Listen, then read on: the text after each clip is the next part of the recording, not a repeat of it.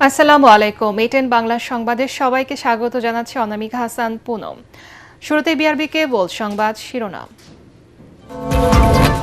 নারী কেলেঙ্কারির ঘটনায় সাতক্ষীরা ৪ আসনের এমপি গাজী নজরুলকে জামাত থেকে বহিষ্কার, হারাচ্ছেন সংসদ সদস্য পদ, এলাকায় পক্ষে বিপক্ষে বিক্ষোভ। বিদ্যুৎ বিতরণ ব্যবস্থা বেসরকারি খাতে দিতে চায় সরকার, বিদ্যুৎ মন্ত্রী। ২-১ দিনের মধ্যে স্বাভাবিক হবে গ্যাস সরবরাহ, আশ্বাস জ্বালানি বিভাগের। খরচ বাড়ল বেসরকারি হজ ব্যবস্থাপনায়ও। ৩টি প্যাকেজ ঘোষণা হবে, সর্বোচ্চ ৭,৯১,০০০ এবং সর্বনিম্ন ৫,১৩,০০০ টাকা। ১৪,০৪১ কোটি টাকার ৮টি প্রকল্প একনেকে অনুমোদন। বস্ত্রশিল্পের সমস্যার সমাধানে উচ্চ পর্যায়ের কমিটি গঠন। বিটিএমএ এর নেতাদের সাথে প্রধানমন্ত্রীর বৈঠক। ২৪ জুলাইয়ের এই দিনে কারফিউর মধ্যে শীর্ষ ব্যবসায়ীদের সাথে বৈঠক করেন শেখ হাসিনা। দেশ ছেড়ে না পালানোর দম্ভক্তি। শুনছিলেন বিআরবি কেবল সংবাদ শিরোনাম। এবারে বিস্তারিত। নৈতিক স্খলন প্রমাণিত হয় সাতক্ষীরা ৪ আসনের সংসদ সদস্য গাজী নজরুল ইসলামকে বহিষ্কার করেছে জামায়াতে ইসলামী। দলের কেন্দ্রীয় নির্বাহী পরিষদের এক জরুরি বৈঠকে এই সিদ্ধান্ত নেওয়া হয়। একই সাথে তাকে সংগঠন থেকে বহিষ্কারের বিষয়টি নির্বাচন কমিশনকে অবিলম্বে অবহিত করার সিদ্ধান্ত নেওয়া হয়। সম্প্রতি গাজী নজরুলের নারী কেলেঙ্কারির ভিডিও সামাজিক যোগাযোগ মাধ্যমে ভাইরাল হওয়ার পর শুরু হয় তোলপাড়। এই ঘটনায় বিক্ষোভ হয়েছে সাতক্ষীরায়। আরও জানাচ্ছেন মুশফিকুর রহমান। জামায়াত নেতা ও সাতক্ষীরা ৪ আসনের সংসদ সদস্য গাজী নজরুল ইসলামের নারী কেলেঙ্কারির এই ভিডিও সামাজিক যোগাযোগ মাধ্যমে ছড়িয়ে পড়ার পর সমালোচনার ঝড় ওঠে দেশ জুড়ে। পরে সাংগঠনিক তদন্তে নজরুল ইসলামের নৈতিক স্খলন প্রমাণিত হওয়ায় তাকে জামায়াতে ইসলামী থেকে বহিষ্কারের সিদ্ধান্ত নেয় নির্বাহী কমিটি। সাতক্ষীরা ৪ আসনের সংসদ সদস্য ব্যাপারে যে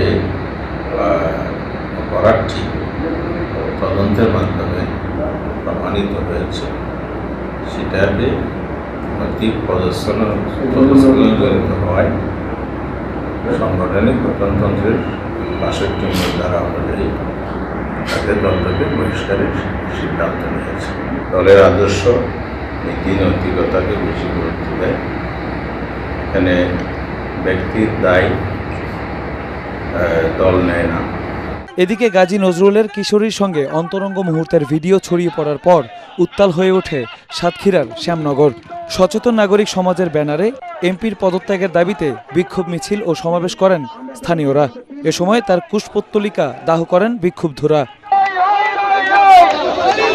নির্বাচন কমিশনের আইন অনুযায়ী জামাত থেকে সদ্য বহিষ্কৃত সাতক্ষীরা ৪ আসন থেকে নির্বাচিত গাজী নজরুল ইসলাম তার সংসদ সদস্য পদ হারাচ্ছেন। মুশফিকুর রহমান, এটিএন বাংলা। সরকার বিদ্যুৎ বিতরণ ব্যবস্থা বেসরকারি খাতে দিতে চায় বলে জানিয়েছেন বিদ্যুৎ ও জ্বালানি মন্ত্রী ইকবাল হাসান মাহমুদ। আগামী ৫ বছরে ১০,০০০ মেগাওয়াট সোলার প্রকল্প বাস্তবায়নের সরকারের পরিকল্পনা রয়েছে বলে জানান তিনি। রাজধানীতে জ্বালানি রূপান্তর নিয়ে এক আলোচনা সভায় এসব কথা বলেন মন্ত্রী। এদিকে দেশে জ্বালানি তেলের কোনো সংকট নেই বলে জানিয়েছে জ্বালানি বিভাগ। তরিক ইসলামের রিপোর্ট। টেকসই জ্বালানি ব্যবস্থা গড়ে তোলার লক্ষ্যে রাজধানীর একটি হোটেলে জ্বালানি নিরাপত্তা ও রূপান্তর শীর্ষক সেমিনারের আয়োজন করা হয়। হাউসহোল্ডকে যদি আমরা এই স্কোপের মধ্যে না আনতে পারি, তাহলে কিন্তু রিনিউয়েবল এনার্জির যে আমরা সফলতা চাচ্ছি সেটা হবে না। এ সময় নবায়নযোগ্য জ্বালানি রূপান্তরে নীতিগত চ্যালেঞ্জ ও সম্ভাবনা তুলে ধরেন এ খাত সংশ্লিষ্টরা।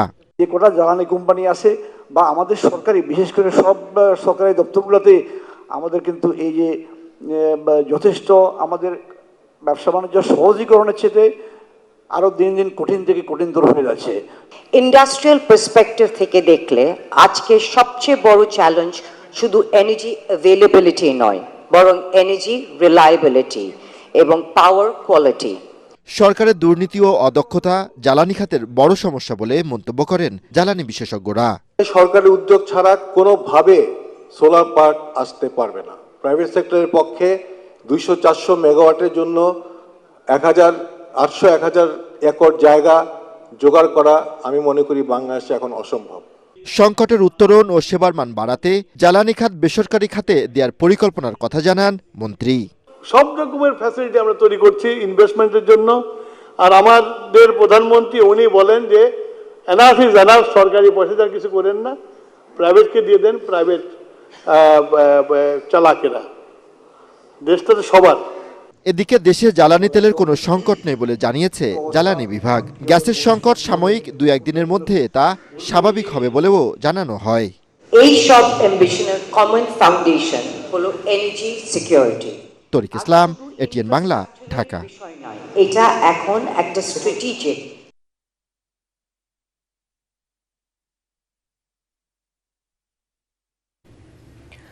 $24,000 টাকা বিমান ভাড়া কমলেও গত বছরের তুলনায় 4,000 টাকা বাড়িয়ে সর্বনিম্ন 5,13,000 এবং সর্বোচ্চ 7,91,000 টাকার বেসরকারি হজ প্যাকেজ ঘোষণা করেছে হাব। সৌদি আরবে বিভিন্ন খাতে ব্যয় বৃদ্ধির কারণে খরচ বেড়েছে বলে দাবি তাদের। তবে বিমান ভাড়া কমে আসায় খরচ খুব বেশি বাড়েনি বলেও জানান হাবের নেতারা। আরও জানাচ্ছেন খায়রুল ইসলাম।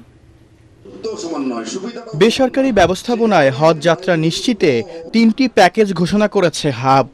গত বছরের তুলনায় প্যাকেজের মূল্য বৃদ্ধি করে এবছর সর্বনিম্ন প্যাকেজ 5,13,000 আর সর্বোচ্চ 7,91,000 টাকা নির্ধারণ করেছে সংগঠনটি। কারণ হিসেবে হজ এজেন্সির নেতারা বলেন, সৌদিতে বিভিন্ন খরচ দ্বিগুণের বেশি বৃদ্ধি পাওয়ায় বাধ্য হয়ে তাদেরকে প্যাকেজ সমন্বয় করতে হয়েছে। যদিও 2026 সালে হজের সর্বনিম্ন প্যাকেজ 5,10,000 আর সর্বোচ্চ 7,50,000 নির্ধারণ করা হয়েছিল।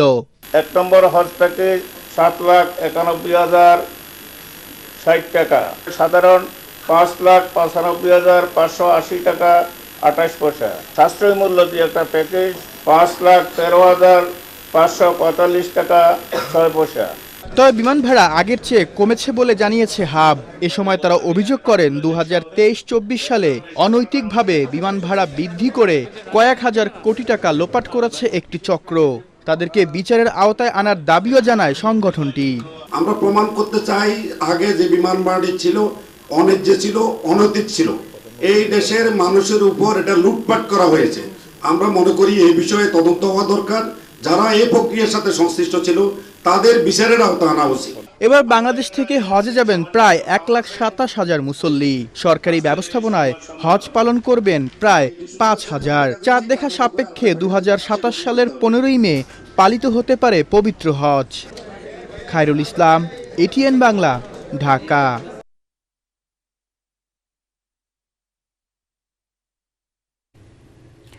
$14,041 কোটি 21 লাখ টাকা ব্যয় সম্বলিত 8টি প্রকল্প অনুমোদন করেছে জাতীয় অর্থনৈতিক পরিষদের নির্বাহী কমিটি একনেক। এর মধ্যে নতুন প্রকল্প 3টি ও সংশোধিত প্রকল্প 5টি। অর্থ পরিকল্পনা প্রতিমন্ত্রী জুনায়েদ সাকি জানান, প্রকল্প বাস্তবায়নের স্বচ্ছতা ও গতি আনতে সংস্কার কার্যক্রম হাতে নিয়েছে সরকার। মেগা প্রকল্প বাস্তবায়ন বিলম্ব ও ভাড়ার ব্যয় বৃদ্ধির বিষয়ে তদন্ত প্রতিবেদন পাওয়ার পর ব্যবস্থা নেওয়া হবে বলে জানান তিনি। কামরুজ্জামান রাজীবের রিপোর্ট। সচিবালয়ে প্রধানমন্ত্রী এবং একনেক চেয়ারম্যান তারেক রহমানের সভাপতিত্বে নতুন অর্থবছরের প্রথম একনেক সভা অনুষ্ঠিত হয়। সভায় অনুমোদিত 8টি প্রকল্পের মধ্যে রয়েছে স্থানীয় সরকার, পল্লী উন্নয়ন ও সমবায় মন্ত্রণালয়ের 3টি, দুর্যোগ ব্যবস্থাপনা ও ত্রাণ মন্ত্রণালয়ের 1টি, সড়ক পরিবহন ও সেতু মন্ত্রণালয়ের ঢাকা আশুলিয়া এলিভেটেড এক্সপ্রেসওয়ের নির্মাণ প্রকল্প, বিদ্যুৎ, জ্বালানি ও খনিজ সম্পদ মন্ত্রণালয়ের 2টি ও স্বাস্থ্য ও পরিবার কল্যাণ মন্ত্রণালয়ের 1টি প্রকল্প। এর মধ্যে সরকারের নিজস্ব অর্থায়নে 10,494 কোটি 21 লাখ টাকা ও প্রকল্প ঋণ 3,550 কোটি 44 লাখ টাকা। সংবাদ সম্মেলনে অর্থ ও পরিকল্পনা প্রতিমন্ত্রী জানান, বিভিন্ন প্রতিষ্ঠানের মধ্যে সমন্বয়হীনতা, জবাবদিহিতার অভাব ও প্রশাসনিক জটিলতার কারণে বিগত সময়ের অধিকাংশ প্রকল্পে অস্বাভাবিক বিলম্ব হয়েছে। তদন্ত প্রতিবেদনের ভিত্তিতে এসব বিষয়ে প্রয়োজনীয় ব্যবস্থা নেওয়া হবে। জবাবদিহিহীন একটা অবস্থা চলছে, সেইটার ব্যাপারে এর আগেও বেশ কয়েকটি প্রকল্পের ক্ষেত্রে মাননীয় প্রধানমন্ত্রী সরাসরি তদন্তের নির্দেশ দিয়েছেন এবং এইগুলোর ক্ষেত্রে সাধারণভাবে প্রত্যেকটির ক্ষেত্রেই এই অবজারভেশনগুলো আছে। ইতিমধ্যে আইএমএডি তদন্ত করেও ফেলেছে। এই রিপোর্টটা উপস্থাপিত হবে পরবর্তী একনেক সভায়। এই তদন্ত রিপোর্টের ভিত্তিতে কতগুলো ব্যবস্থা গ্রহণ করা হবে প্রকল্পের দীর্ঘসূত্রিতা এবং বিষয় নিয়ে তিনি জানান, বার্ষিক উন্নয়ন কর্মসূচি এডিবি বাস্তবায়ন সরকার গুরুত্বের সাথে দেখছে। প্রকল্প ব্যয়ে সংশ্লিষ্ট মন্ত্রণালয়ের রেট শিডিউল পর্যবেক্ষণ করা হবে। অনেকেই রেট শিডিউল নিয়ে প্রশ্ন তুলেছেন, সেটাই পরীক্ষা নিরীক্ষা করার জন্য কমিটি কাজ করছে। জেনারিক এবং বিশেষ এইভাবেই রেট শিডিউলকে তৈরি করা হবে এবং তখন রেট শিডিউল অনুযায়ী আবার সেগুলো পুনর্মূল্যায়ন করা এবং নতুন প্রকল্পগুলোকে সে অনুযায়ী সাজানো ঠিক করা হবে। এডিবি বাস্তবায়ন বর্তমান সরকার অত্যন্ত গুরুত্বের সাথে দেখছে। বিশেষত অর্থনীতির পুনরুদ্ধারকালে এডিবির পুরো বাস্তবায়ন যত বেশি সম্ভব হবে, অর্থনীতির তত গতি সঞ্চার হবে। আগামী 5 বছর সব প্রকল্প বাস্তবায়নে স্ট্র্যাটেজিক ফ্রেমওয়ার্ক তৈরির কাজ 180 দিনের মধ্যে সম্পন্ন হবে বলেও জানান প্রতিমন্ত্রী। ধন্যবাদ। কামরুজ্জামান রাজীব, এটিএন বাংলা, ঢাকা। এর আগে বস্ত্র শিল্পে বিদ্যমান সমস্যা পর্যালোচনা ও সমাধানে উচ্চ পর্যায়ের একটি কমিটি গঠন করে দিয়েছেন প্রধানমন্ত্রী তারেক রহমান। সচিবালয়ে প্রধানমন্ত্রী তারেক রহমানের সঙ্গে বাংলাদেশ টেক্সটাইল মিলস অ্যাসোসিয়েশনের নেতাদের বৈঠকে দেশের বস্ত্র শিল্পের বর্তমান পরিস্থিতি, রপ্তানি সম্ভাবনা এবং এই খাতের বিভিন্ন সমস্যা নিয়ে আলোচনা হয়েছে। বৈঠকে টেক্সটাইল মিলস অ্যাসোসিয়েশনের নেতারা দেশের অর্থনীতিতে বস্ত্র শিল্পের অবদানের কথা তুলে ধরে এই খাতের টেকসই উন্নয়নে সরকারের সহযোগিতা চান। এ সময় শিল্পায়ন, কর্মসংস্থান সৃষ্টি এবং রপ্তানি আয় বাড়াতে বস্ত্র শিল্পের অবদানের প্রশংসা করেন প্রধানমন্ত্রী। এদিকে প্রধানমন্ত্রী তারেক রহমানের সাথে সাক্ষাৎ করেছেন বিদায়ী নৌবাহিনী প্রধান অ্যাডমিরাল এম নাজমুল হাসান। সচিবালয়ে প্রধানমন্ত্রী কার্যালয়ে এই সাক্ষাৎ হয়। সাক্ষাৎকালে দেশের সার্বভৌমত্ব রক্ষা, সামুদ্রিক নিরাপত্তা, নৌবাহিনীর আধুনিকায়ন এবং জাতীয় স্বার্থ সংশ্লিষ্ট বিভিন্ন বিষয়ে আলোচনা হয়। বিদায়ী নৌবাহিনী প্রধানের কর্মজীবনের সাফল্য, বাংলাদেশ নৌবাহিনীর আধুনিকায়ন, সক্ষমতা বৃদ্ধি এবং পেশাদার বাহিনী হিসেবে নৌবাহিনীকে আরও শক্তিশালী করতে তার দূরদর্শী নেতৃত্ব ও অবদানের প্রশংসা করেন প্রধানমন্ত্রী। দায়িত্ব পালনকালে সার্বিক সহযোগিতা, দিক নির্দেশনা ও আন্তরিক সমর্থনের জন্য প্রধানমন্ত্রীর প্রতি কৃতজ্ঞতা জ্ঞাপন করেন বিদায়ী নৌবাহিনী প্রধান। পরে বিদায়ী নৌ প্রধানকে নিয়ে মধ্যাহ্ন ভোজ করেন প্রধানমন্ত্রী। 2023 সালে 24 জুলাই নৌবাহিনী প্রধান হিসেবে দায়িত্বভার গ্রহণ করেন এম নাজমুল হাসান। আগামী বছরের শুরুতে ইউনিয়ন পরিষদ নির্বাচন হবে জানিয়ে এলজিআরডি মন্ত্রী ও বিএনপি মহাসচিব মির্জা ফখরুল ইসলাম আলমগীর বলেছেন, স্থানীয় সরকার নির্বাচন অবাধ, সুষ্ঠু ও নিরপেক্ষ হবে। রাজধানীর ডিপ্লোমা ইঞ্জিনিয়ার্স ইনস্টিটিউট মিলনায়তনে স্থানীয় সরকার শক্তিশালী করতে তৃণমূলে জনপ্রতিনিধি, ইউপি চেয়ারম্যান, মেম্বারদের করণীয় শীর্ষক আলোচনা সভায় এই কথা বলেন তিনি। সহজেই যাতে জনপ্রতিনিধিদের বহিষ্কার করা না যায় এই বিষয়টি সরকার গুরুত্ব সহকারে দেখছে বলেও জানান এলজিআরডি মন্ত্রী। স্থানীয় জনপ্রতিনিধিদের ভাতা বৃদ্ধির ব্যাপারে প্রধানমন্ত্রীর সাথে কথা বলার আশ্বাস দেন তিনি। মির্জা ফখরুল বলেন, ধর্মের নামে দেশে নতুন করে বিভাজনের রাজনীতি করা হচ্ছে।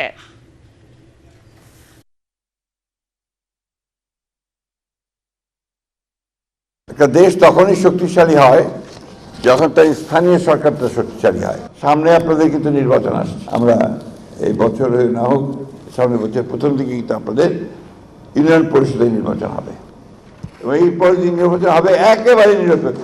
এখানে কোনো বিএনপি বলে বা জামাত ইসলাম বলে কোনো সুবিধা কেউ পাবে না।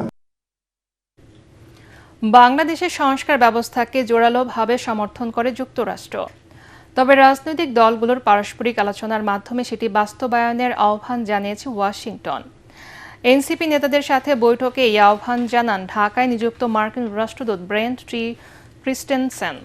রাজধানীতে দলটির প্রধান কার্যালয়ে মার্কিন দূতাবাসের 3 সদস্যের প্রতিনিধি দলের সাথে বৈঠকের পর গণমাধ্যমে বিষয়টি নিশ্চিত করেন দলের মুখপাত্র আসিফ মাহমুদ সজীব ভুইয়া।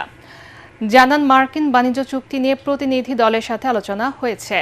তবে এর আগে বাণিজ্য চুক্তি নিয়ে এনসিপির সাথে মার্কিন দূতাবাসের কারোর সাথে আলোচনা হয়নি বলেও জানান তিনি।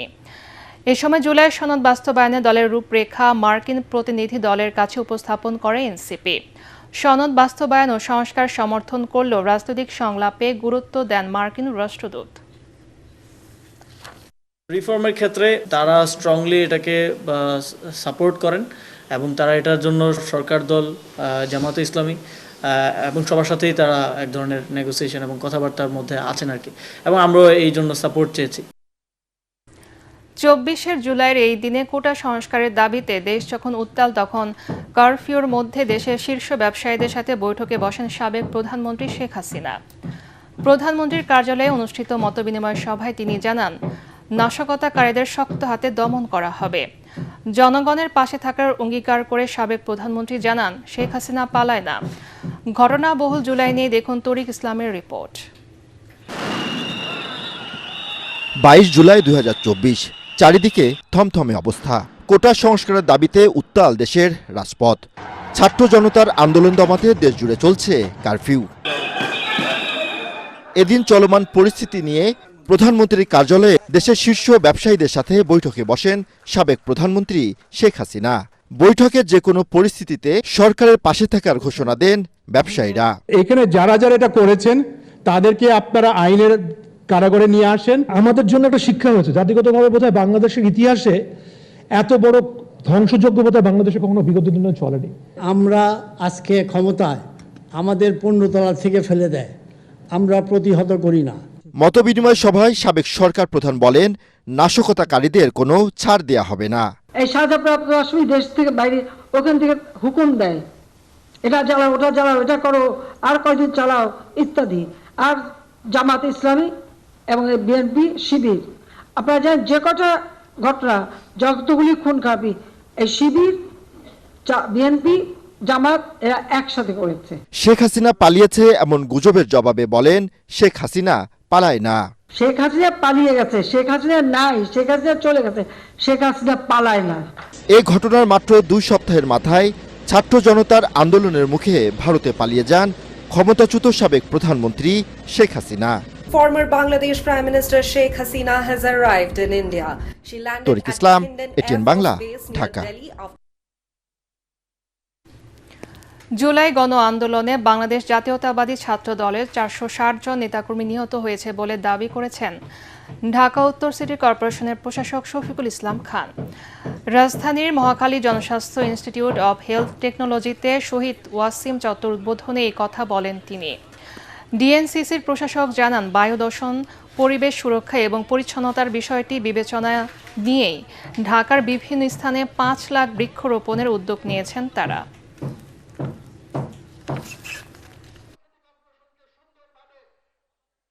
এই জুলাইয়ে আগস্টের আন্দোলনে আমাদের ছাত্র দলের 460 জন নেতা কর্মী আত্মহতি দিয়েছে।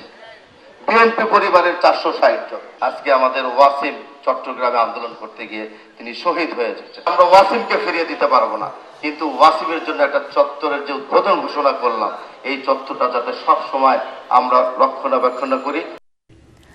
ধর্মের ভিত্তিতে যারা রাজনৈতিক বিভাজন করেছিল, পাকিস্তান জন্মের পর তা অকার্যকর প্রমাণিত হয়।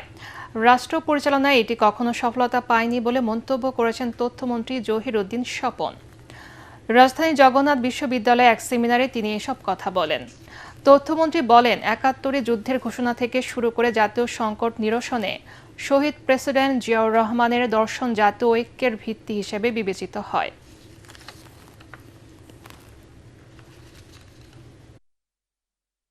৫৬,০০০ বর্গমাইলের সমস্ত মানুষের পরিচয় হিসাবে ৪৭ সনের পরিচয় দেওয়া পরিচয় যেমন টেকে নাই, ১৯৭১-এর পরে জোর করে যারা বাঙালি বানাতে চেয়েছিল সে পরিচয় কিন্তু টিকলো না। জাতির জন্মের সমাধান যেমন মেজর জিয়া করেছিলেন যুদ্ধ ঘোষণার মধ্য দিয়ে, জাতির পরিচয়ের সংকটেরও সমাধান তিনি করেছিলেন বাংলাদেশি জাতীয়তাবাদের দর্শনকে প্রবর্তন করে। এই দর্শনের আলোকেই কিন্তু গোটা জাতির মধ্যে এই সম্মিলিত ঐক্যবদ্ধ সর্বজন গ্রহীত একটি মনোজগৎ আমরা তৈরি করতে পেরেছি। রাজধানীর কামরাঙ্গীর চরে একটি বাসায় ডাকাতির ঘটনায় মূল হোতা গৃহবধূ সহ 4 জনকে গ্রেফতার করেছে পুলিশ। তাদের কাছ থেকে লুণ্ঠিত টাকা ও স্বর্ণালংকারের একটি অংশ উদ্ধার করা হয়েছে। সকালে ডিএমপির মিডিয়া সেন্টারের সংবাদ সম্মেলনে জানানো হয়, গত 18 জুলাই কামরাঙ্গীর চর এলাকায় একটি বাসায় ডাকাতির ঘটনার তদন্তে নেমে প্রথমে সজীব নামের একজনকে গ্রেফতার করা হয়। পরে তার দেয়া তথ্যের ভিত্তিতে মূল পরিকল্পনাকারী জেসমিন সহ আরও 3 জনকে আটক করে পুলিশ। সংবাদ সম্মেলনে জানানো হয়, জেসমিন ওই ভবনের 7ম তলার বাসিন্দা হওয়ায় ভবনটিতে তার নিয়মিত যাতায়াত ও পরিচিতি ছিল। সেই সুযোগ কাজে লাগিয়ে তিনি ডাকাতির পরিকল্পনা, ডাকাত দলের সঙ্গে যোগাযোগ এবং তাদের ভবনে প্রবেশ ও বের হতে সহায়তা করে। পুলিশ বলছে এই ঘটনায় মোট ৮ জন জড়িত। অন্যদের গ্রেফতারে অভিযান অব্যাহত রয়েছে। জিয়াসমিন ওরফে ইয়াসমিন ওই বাসায় বসবাস করত, তার সাথে ওই ভবনের ৫ম তলায় বসবাসকারীদের নিয়মিত যোগাযোগ ছিল এবং ওই বাসায় যোগাযোগ ছিল এবং সেই বাসাতে যে নগদ টাকা গচ্ছিত ছিল এই ব্যাপারে জিয়াসমিন অবগত ছিল। জিয়াসমিন পরিকল্পনা করে কিভাবে এই টাকা লুণ্ঠন করা যায়, সেই পরিকল্পনা অনুযায়ী সে তার পরিচিত কয়েকজনের সাথে যোগাযোগ করে এবং তাদের এই ঘটনায় উদ্বুদ্ধ করে এবং সেই প্রেক্ষিতে তারা জড়ো হয় এবং যেদিন ডাকাতির ঘটনা সংঘটিত হবে জিয়াসমিন নিজেই উক্ত ভবনের নিচতলায় এসে তাদেরকে রিসিভ করে এবং ওই বাসাটা দেখিয়ে দেয়। সময়ের প্রয়োজনে সংবিধান সংশোধন হতে পারে বলে মন্তব্য করেছেন জাতীয় পার্টির একাংশের চেয়ারম্যান আনিসুল ইসলাম মাহমুদ। জাতীয় পার্টির শাসনামলেও সংবিধান সংশোধন করা হয়েছিল জানিয়ে তিনি বলেন, দেশের স্বার্থ, গণতন্ত্রের বিকাশ এবং জনগণের প্রত্যাশা পূরণের লক্ষ্যে বর্তমান সময়েও সংবিধান সংশোধন হতে পারে। রাজধানীর গুলশানে চেয়ারম্যানের রাজনৈতিক কার্যালয়ে দলের যৌথ সভার আগে তিনি এসব কথা বলেন। বর্তমান পরিস্থিতিতে দেশের জন্য বিচার ব্যবস্থার বিকেন্দ্রীকরণ জরুরি বলেও দাবি করেন আনিসুল ইসলাম মাহমুদ। আগামী স্থানীয় সরকার নির্বাচনকে অংশগ্রহণমূলক ও দেশের গণতান্ত্রিক অগ্রযাত্রা নিশ্চিত করতে সরকারকে কার্যকর পদক্ষেপ নেওয়ারও আহ্বান জানান তিনি। এ সময় অন্যান্যের মধ্যে উপস্থিত ছিলেন দলটির মহাসচিব ABM রুহুল আমিন হাওলাদার। আমরা অর্থনৈতিকভাবে একটা ভঙ্গুর অবস্থায় আছি। দেশের আমাদের যে এক্সপোর্ট সেটা কিন্তু নিম্নমুখী, জিনিসপত্রের দাম অসম্ভবভাবে বেড়ে যাচ্ছে। আজকে গ্যাস সংকটের কারণে অনেক ইন্ডাস্ট্রি বন্ধ হয়ে যাচ্ছে। সুতরাং সরকারকে এই দিকে নজর দিতে হবে। এবারে অর্থ সংবাদ।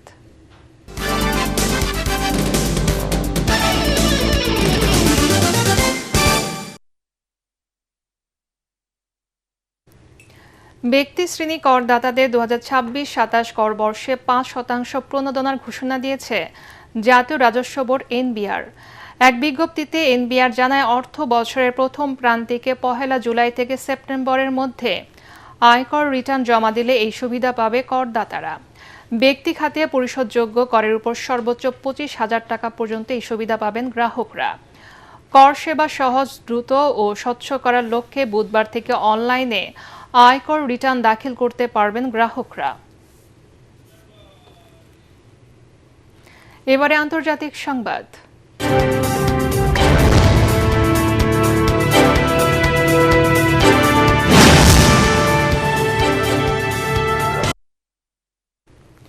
মেডিকেল ও সরকারি চাকরির পরীক্ষার প্রশ্নপত্র ফাঁসের অভিযোগ ঘিরে উত্তাল ভারত। শিক্ষার্থীদের নেতৃত্বে শুরু হওয়া ককরোচ জনতা পার্টি বা CJPর আন্দোলনে 20 দিন আগেই অনশনের মাধ্যমে যোগ দেন শিক্ষাবিদ সোনম ওয়াংচুক। আন্দোলনের প্রতি সংহতি জানিয়ে আলাদা কর্মসূচি পালন করেছে কংগ্রেসও।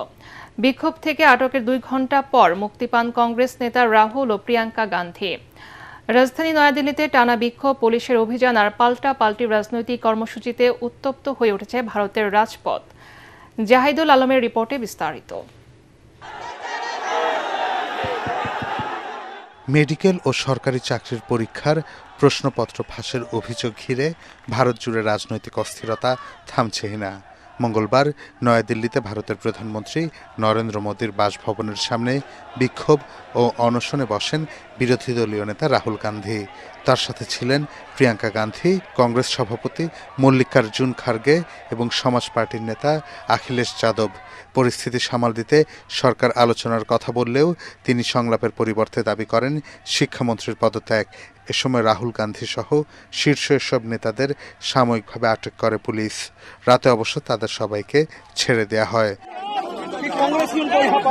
তবে জুন মাস থেকেই দিল্লির যন্তর মন্তরে নিট প্রশ্নপত্র ফাঁস, পরীক্ষা ব্যবস্থা সংস্কার এবং কেন্দ্রীয় শিক্ষামন্ত্রী ধর্মেন্দ্র প্রধানের পদত্যাগের দাবিতে আন্দোলন চালিয়ে আসছে তরুণদের সংগঠন ককরোচ জনতা পার্টি CJP। অভিজিৎ দীপকের নেতৃত্বে শুরু হওয়া এই আন্দোলনে ধীরে ধীরে যুক্ত হন বিভিন্ন ছাত্র সংগঠন এবং তরুণ তরুণীরা। এদিকে টানা ২০ দিন অনশন করে হাসপাতালে ভর্তি আন্দোলনের অন্যতম বড় মুখ শিক্ষাবিদ সোনম ওয়াংচুক এই আন্দোলনকে ভারতের দ্বিতীয় স্বাধীনতা আন্দোলন হিসেবে আখ্যা দিয়েছেন। ওদিকে রাহুল গান্ধীর কর্মসূচি নিয়ে টানাপোড়েন শুরু হয়েছে ইন্ডিয়া জোটে। আম আদমি পার্টি সহ শরিক দলগুলোর অভিযোগ, ভিন্ন কর্মসূচি দিয়ে কংগ্রেস মূল আন্দোলনের আলো নিজের দিকে টানার চেষ্টা করছেন। অন্যদিকে আন্দোলনকে রাজনৈতিক উদ্দেশ্য প্রণোদিত বলছে মোদী সরকার। তবে সিজেপি জানিয়েছে তারা কেবল শিক্ষার্থী ও সাধারণ মানুষের স্বার্থ দেখছে। দাবি পূরণ না হওয়া পর্যন্ত আন্দোলন চলবে বলেও ঘোষণা দিয়েছে সংগঠনটি। একদিকে যন্তর মন্তরে ককরোচ জনতা পার্টির লাগাতার আন্দোলন, অন্যদিকে কংগ্রেস ও অন্যান্য বিরোধী দলের রাজনৈতিক চাপে পরীক্ষার প্রশ্নপত্র ফাঁসের সাথে জড়িতদের বিরুদ্ধে কঠোর ব্যবস্থা নেওয়ার ঘোষণা দিয়েছে মোদী সরকার। জাহিদুল আলম, এটিএন বাংলা। হবিগঞ্জে পাহাড়ি ঢল ও টানা বর্ষণে খোয়াই নদীর প্রতিরক্ষা বাঁধ ভেঙে প্লাবিত হয়েছে নিম্নাঞ্চল। বন্যার পানি নামতে শুরু করলেও কৃষি এবং মৎস্য খাতের ব্যাপক ক্ষয়ক্ষতিতে দিশেহারা লস্করপুর ইউনিয়নের কৃষকরা। হবিগঞ্জ প্রতিনিধি আব্দুল হালিমের রিপোর্ট, জানাচ্ছেন জামিল হাসান শান্ত। পানি কমলেও হবিগঞ্জের লস্করপুর ইউনিয়নে এখন শুধুই ক্ষতচিহ্ন। খোয়াই নদীর প্রতিরক্ষা বাঁধ ভেঙে বনগাঁও, সুঘর ও চরহামুয়া সহ প্লাবিত অন্তত 17টি গ্রাম। পানির নিচে তলিয়ে পচে গেছে আউশ ধান আর মৌসুমী শাকসবজি। কৃষকদের অভিযোগ, নদী থেকে অবৈধভাবে বালু উত্তোলনের কারণেই বাঁধ ভেঙে এই বিপর্যয়। 10 নং লস্করপুর ইউনিয়ন সহ প্রায় 17টি এলাকা প্লাবিত হয়েছে। এই প্লাবনের ফলে যে ক্ষতিগুলো আমার কাছে দৃশ্যমান হয়েছে সেটার মধ্যে অন্যতম হচ্ছে মাঠ ফসল, পাশাপাশি কৃষকদের একরের পর একর জমি তলিয়ে গেছে। আমার প্রায় 3 কের জায়গা নতুন সাংবান্ধা একটা ফসলও বেচতাম পারছি না, সব নষ্ট হয়ে গেছে। প্রায় 2 লাখ টাকার মতো খরচ হয়েছে। আর জায়গাটা কিন্তু আমার না, এটা লিজ নেওয়া জায়গা। অতি দ্রুত যাতে বাঁধটা মেরামত করা হয়, যাতে আমরা পরবর্তী যাতে সবজি এবং ধান, আমন ধান যেটা, এগুলো যাতে আমরা আবাদ করতে পারি। বন্যায় কৃষি, মৎস্য ও প্রাণী সম্পদ খাতে ক্ষতি শত কোটি টাকা ছাড়িয়েছে। শুধু সদর উপজেলাতেই 697 হেক্টর আউশ ধান এবং 131 হেক্টর জমির সবজি সম্পূর্ণ বিনষ্ট হয়েছে। তবে পুনর্বাসনের কাজ শুরুর আশ্বাস দিয়েছেন কৃষি অফিস। 131 হেক্টর জমির শাকসবজি এই বন্যায় আক্রান্ত হয়েছে এবং দণ্ডায়মান ফল বাগানের মধ্যে প্রায় 20 হেক্টর জমির ফল বাগান আক্রান্ত হয়েছে। তো আমরা এই আক্রান্ত জমিগুলো পানি নামতে শুরু করেছে, আমরা ক্ষয়ক্ষতি নিরূপণ করতেছি এবং কৃষক ভাই যারা আর্থিকভাবে ক্ষতিগ্রস্ত হয়েছে ফসল আবাদ করে তাদের তালিকা প্রণয়ন করতেছি এবং আশা করি 2-3 দিনের মধ্যে আমরা কাজটা সম্পন্ন করতে পারবো। সাময়িক সহায়তার পাশাপাশি দ্রুত পর্যাপ্ত পুনর্বাসন ও টেকসই বাঁধ নির্মাণের দাবি বানভাসী মানুষের। জামিল হাসান শান্ত, এটিএন বাংলা। ধর্মীয় ভাব গাম্ভীর্যের মধ্য দিয়ে জাকের পার্টি ও বিশ্ব জাকের মঞ্জিলের প্রতিষ্ঠাতা হযরত মাওলানা শাহ সুফি খাজা বাবা ফরিদপুরের 25তম মৃত্যুবার্ষিকী পালিত হয়েছে। এই অনুষ্ঠানে দেশের বিভিন্ন অঞ্চল থেকে আগত জাকের পার্টির নেতাকর্মী, সমর্থক, ধর্মপ্রাণ মুসল্লি এবং বিভিন্ন ধর্মের মানুষেরাও অংশ নেন। এ সময় দলটির চেয়ারম্যান আলহাজ মোস্তফা আমির ফয়সাল বলেন, দেশের স্বাধীনতা ও সার্বভৌমত্বের বিরুদ্ধে যে কোনো ষড়যন্ত্র মোকাবেলায় জাকের পার্টি সর্বদা সচেষ্ট থাকবে।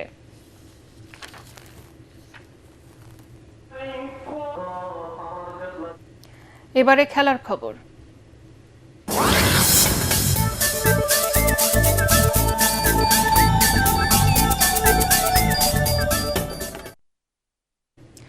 জিম্বাবুয়ে সফর শেষে দেশে ফিরেছে বাংলাদেশ ক্রিকেট দল। একমাত্র টেস্টে ইনিংস ব্যবধানে হার এবং ওয়ানডে সিরিজে ব্যর্থতার মূল কারণ ছিল দলের হতশ্রী ব্যাটিং। পুরো সফরে কোনো ব্যাটসম্যান পাননি সেঞ্চুরির দেখা। এতে কিছুটা ফিকে হয়ে যায় টি-20 সিরিজ জয়ের স্বস্তি। ব্যর্থতার জন্য জিম্বাবুয়ের বাড়তি বাউন্স সামলাতে না পারাকেই দায়ী করছেন ব্যাটিং কোচ মোহাম্মদ আশরাফুল। প্রস্তুতি, ম্যাচের অভাব এবং কন্ডিশনের অজুহাত দিয়ে বাংলাদেশের ব্যাটিং কোচ বলেন, আগস্টে অস্ট্রেলিয়া সফরে পেস ও বাউন্সের কঠিন পরীক্ষা অপেক্ষা করছে দলের ব্যাটসম্যানদের সামনে। একটা দুইটা ম্যাচ আপনি হাত দিয়ে পারেন, কন্ডিশন ডিফারেন্ট কন্ডিশন। তো লাস্ট 7 মাস ধরে যে তারা এত ভালো ক্রিকেট খেলছে, সেই জায়গায় 1-2 ম্যাচ হারার পরে মরালি তো ডাউন হওয়ার কোনো কিছু নাই আমি মনে করি। অবশ্যই একটা ডিফারেন্ট কন্ডিশনে খেলেছেন, সেই জায়গায় এই একটা এক্সপিরিয়েন্স হয়েছে। শেষ করার আগে বিআরবি কেবল সংবাদ শিরোনাম আরেকবার। নারী কেলেঙ্কারির ঘটনায় সাতক্ষীরা 4 আসনের এমপি গাজী নজরুলকে জামাত থেকে বহিষ্কার, হারাচ্ছেন সংসদ সদস্য পদ, এলাকায় পক্ষে বিপক্ষে বিক্ষোভ। বিদ্যুৎ বিতরণ ব্যবস্থা বেসরকারি খাতে দিতে চায় সরকার, বিদ্যুৎ মন্ত্রী। 2-1 দিনের মধ্যে স্বাভাবিক হবে গ্যাস সরবরাহ, আশ্বাস জ্বালানি বিভাগের। খরচ বাড়ল বেসরকারি হজ ব্যবস্থাপনায়ও, 3টি প্যাকেজ ঘোষণা হবে, সর্বোচ্চ 7,91,000 এবং সর্বনিম্ন 5,13,000 টাকা। 14,041 কোটি টাকার 8টি প্রকল্প একনেকে অনুমোদন, বস্ত্র শিল্পের সমস্যার সমাধানে উচ্চ পর্যায়ের কমিটি গঠন। বিটিএমএর নেতাদের সাথে প্রধানমন্ত্রীর বৈঠক। 24 জুলাইয়ের এই দিনে কারফিউর মধ্যে শীর্ষ ব্যবসায়ীদের সাথে বৈঠক করেন শেখ হাসিনা, দেশ ছেড়ে না পালানোর দম্ভুক্তি। এবং এবারের বিশ্বকাপের সর্বোচ্চ দর্শক সংখ্যা রেকর্ডের পাশাপাশি রচিত হয়েছে নানা ইতিহাস।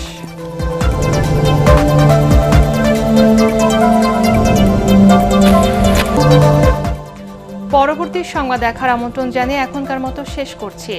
এটিএন বাংলা সংবাদ ইউটিউব দেখতে ব্রাউজ করুন, YouTube/ATN বাংলা নিউজ। ধন্যবাদ সবাইকে।